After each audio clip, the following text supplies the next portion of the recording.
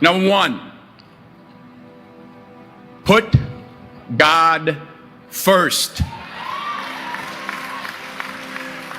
Put God first in everything you do.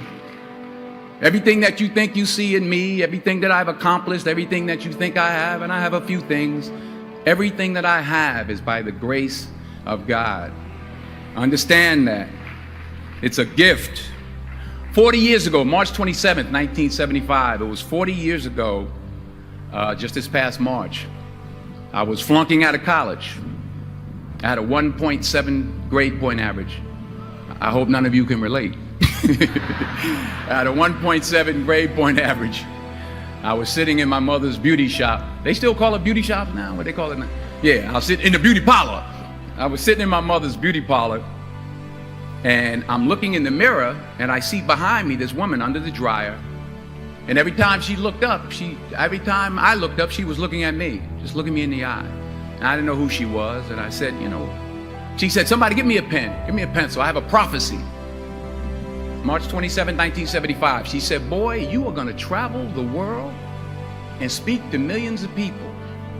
Now mind you, I was flunked out of college. I'm thinking about joining the army. I didn't know what I was gonna do, and she's telling me I'm gonna travel the world and speak to millions of people. Well, I have traveled the world, and I have spoke to millions of people. But that's not the most important thing, the success that I had. The most important thing is that what she taught me and what she told me that day has stayed with me since. I've been protected, I've been directed, I've been corrected. I've kept God in my life, and it's kept me humble. I didn't always stick with him, but he always stuck with me. So stick with him in everything you do.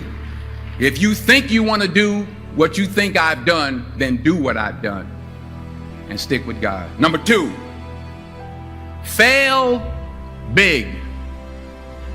That's right. Fail big.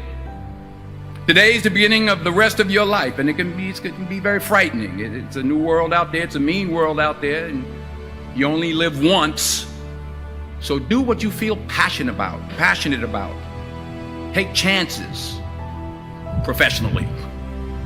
Don't be afraid to fail. There's an old IQ test, was 9 dots, and you had to draw 5 lines with a pencil within these 9 dots without lifting the pencil. The only way to do it was to go outside the box. So don't be afraid to go outside the box. Don't be afraid to think outside the box. Don't be afraid to fail big, to dream big. But remember, dreams without goals are just dreams, and they ultimately fuel disappointment. So have dreams, but have goals. Life goals, yearly goals, monthly goals, daily goals. I try to give myself a goal every day. Sometimes it's just to not curse somebody out. Simple goals, but have goals. And understand that to achieve these goals, you must apply discipline and consistency. In order to achieve your goals, you must apply discipline, which you have already done, and consistency every day, not just on Tuesday and miss a few days.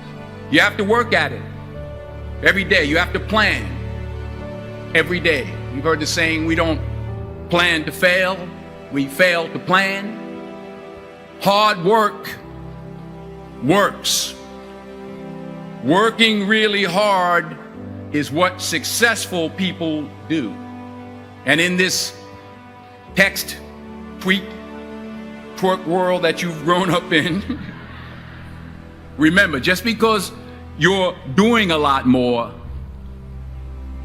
doesn't mean you're getting a lot more done. Remember that. Just because you're doing a lot more doesn't mean you're getting a lot more done. Don't confuse movement with progress. My mother told me, she said, yeah, because you can run in place all the time and never get anywhere. So continue to strive, continue to have goals, continue to progress. Number 3, you'll never see a U-Haul behind a hearse. I'll say it again. You'll never see a U-Haul behind a hearse. I don't care how much money you make, you can't take it with you. And it's not how much you have, it's what you do with what you have. We all have different talents. Some of you will be doctors, some lawyers, some scientists, some educators, some nurses, some teachers. Yeah, okay. Some preachers. The most selfish thing you can do in this world is help someone else. Why is it selfish? Because the gratification, the goodness that comes to you, the good feeling that I get from helping others, nothing's better than that. Not jewelry, not big house I have, not the cars, but it's the joy. That's where the joy is, in helping others. That's where the success is. Finally, I pray that you put your slippers way under the bed tonight, so that when you wake up in the morning, you have to get on your knees to reach them. And while you're down there, say thank you for grace. Thank you for mercy. Thank you for understanding. Thank you for wisdom. Thank you for parents. Thank you for love. Thank you for kindness. Thank you for humility. Thank you for peace. Thank you for prosperity. Say thank you in advance for what's already yours. It's how I live my life. That's why I am, one of the reasons why I am today. Say thank you in advance for what is already yours. True desire in the heart for anything good is God's proof to you, sent beforehand to indicate that it's yours already. I'll say it again. True desire in the heart, that itch that you have, whatever it is you want to do, that thing that you want to do to help others and to grow and to make money, that desire, that itch, that's God's proof to you, sent beforehand already to indicate that it's yours.